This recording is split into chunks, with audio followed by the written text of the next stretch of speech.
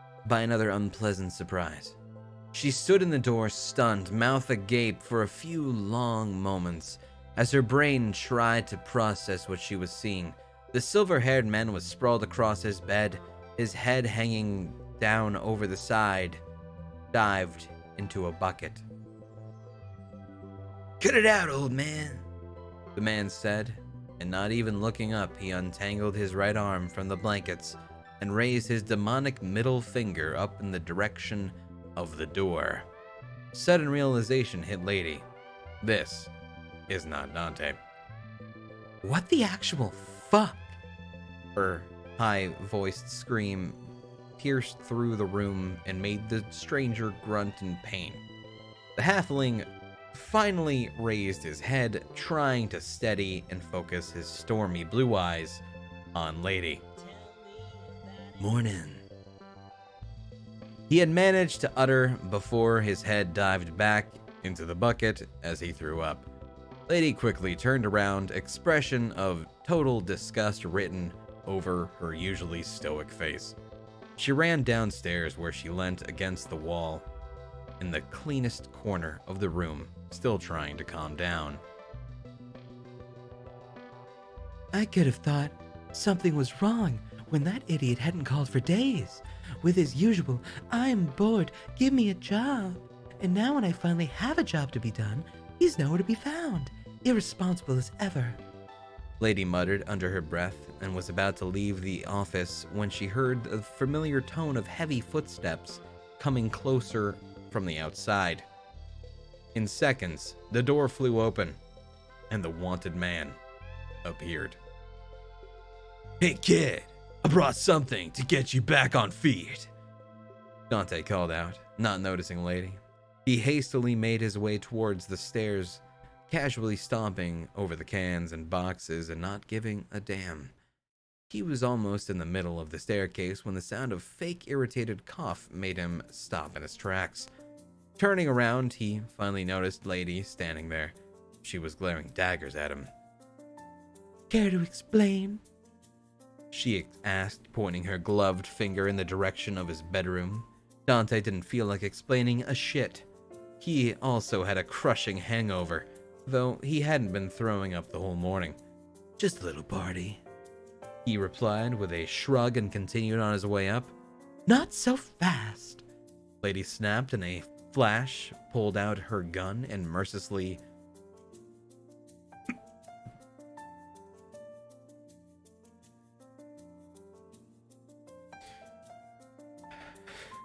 What?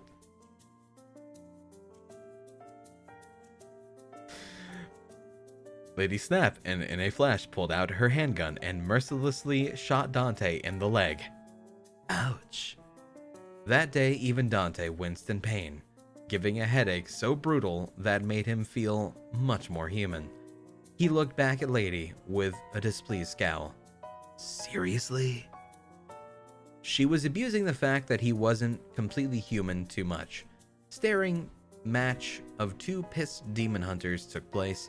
Lady's heterochromatic glare could kill, but Dante didn't flinch as he had been angered by the bullet in his calf. He stayed deadly silent, waiting for his leg to heal itself. When it did, he broke the eye contact and resumed his stride towards the bedroom, hoping Lady wouldn't shoot him in the head. She didn't. Instead, she hastily made her way out of, not forgetting to slam the door loudly with some pretty nasty words leaving her lips. Okay, so Lady is not waifu material, is what I'm getting from this. Right? Like, she pulled a gun on a dude in his own place of living and shot him in the leg because he had a hangover? What did he do wrong?